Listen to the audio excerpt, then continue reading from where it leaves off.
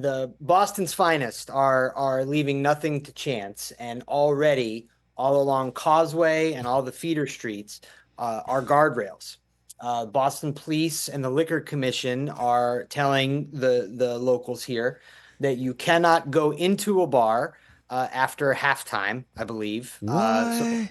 Yeah, if you're already in a bar, you can stay, but you can't go into one after halftime.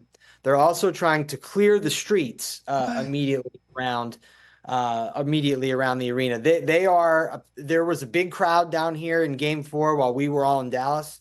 And it made him nervous. There was a huge police force here, Game 4, I'm told. And so tonight, yeah, I mean, as of yesterday, the bar owners from here all the way past the north end, all the way into the center of the city, they were all told about, closing your doors to new customers, like preparing for craziness in the event of a celebration. So, regardless of what you and I think about the end of the series maybe coming tonight, Boston Police and city administration certainly are preparing as though that's the case. Joe, stay there. Let's bring in card-carrying Boston fan Chris Brockman. Hey, Bars like that makes no sense. I mean, I get it from a safety perspective, Joe. I totally understand that. I don't know that I've ever heard anything like that. I've never heard anything like this. It seems like that's not going to go over well with the certain Fitzes and Sullys there in Boston, but I'm curious. I've never heard anything like this, Joe. Have you? No, well, this is my ninth finals. I missed the year that it got pushed back and Team USA was playing at the same time. So that's where I was. But otherwise, I've never seen this, and I've had some finals that were closed out at home, even in Denver last year, and there turned out to be some unfortunate violence. We didn't see this. We didn't see the closing of bars, closing of streets, that kind of thing. And I remember walking back from the arena to the hotel. Like tonight, they're talking about to get to certain hotels, you'll actually need an NBA security escort. Wow, that is wild. Like way late, after we do all of our work. Wow. Talking to Joe Vardon here from The Athletic, who is there in Boston covering what I think will be a Celtics closeout victory tonight. Much like with the bars, the Celtics have been, blocking the Mavericks at halftime as well from participating for the rest of the game. I just can't see, Joe, despite their valiant effort on Friday.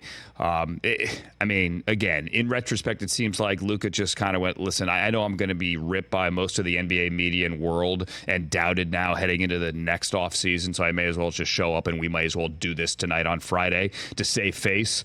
I know that sounds negative and sarcastic. I just can't see them mustering that again tonight. Yeah, I don't know that they mustered anything more than they had given in this series. I just think Boston played a pretty undisciplined, pretty unfocused first half. And just, you kind of get into that mentality of, oh, well, we have more chances at this. The first two quarters didn't go well, and then they were totally run off the floor early in the third quarter. I thought Dallas's game plan is the same. The starting lineups they use are the same. Jason has sort of said, like, we're not a lineup switching team. That's not in the position they're in. So I just thought Boston didn't do as good of a job targeting Luka on defense and running him through that grinder. I thought he played a little bit better. He didn't complain to the officials. And then offensively, the Mavericks were able to get a couple of runners at the rim and also get to that corner three.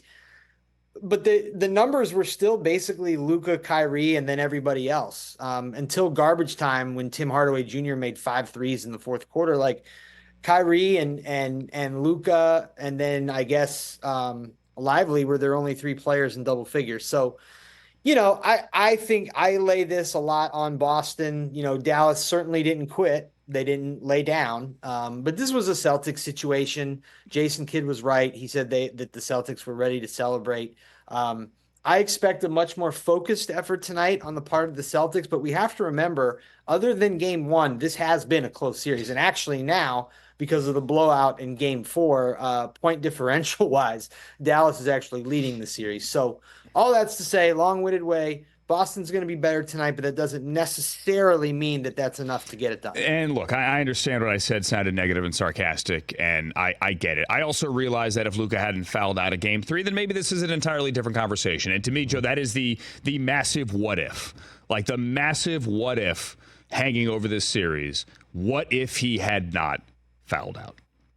Yeah, I think so. There was a bunch of time left in the fourth quarter, enough time. And actually, they were only down 3 when Luka goes out. They actually cut it to 1. Another time they had a look at it, they were only down 2. So you have to say something like that. At the same time, Luka wasn't really moving well or playing well for him. You'd love to get him in a closing situation, though. So yeah, the same thing could be said for Boston in the conference finals. Like they sweep the Indiana Pacers. It's a legitimate sweep. And there were some things that happened at the end of 3 of those 4 games that absolutely could have and maybe should have gone the Pacers' way. So you could either chalk that up to some luck on the part of the Celtics, or you could say that they are making plays in crunch time when they need to, which had been an Achilles heel for the Celtics teams of the past. But they're on the verge of doing it. And, I think you and I both kind of have that feeling that maybe it is tonight. Yeah. Catch the Rich Eisen Show every single day on the Roku channel, 12 to 3 Eastern, for free.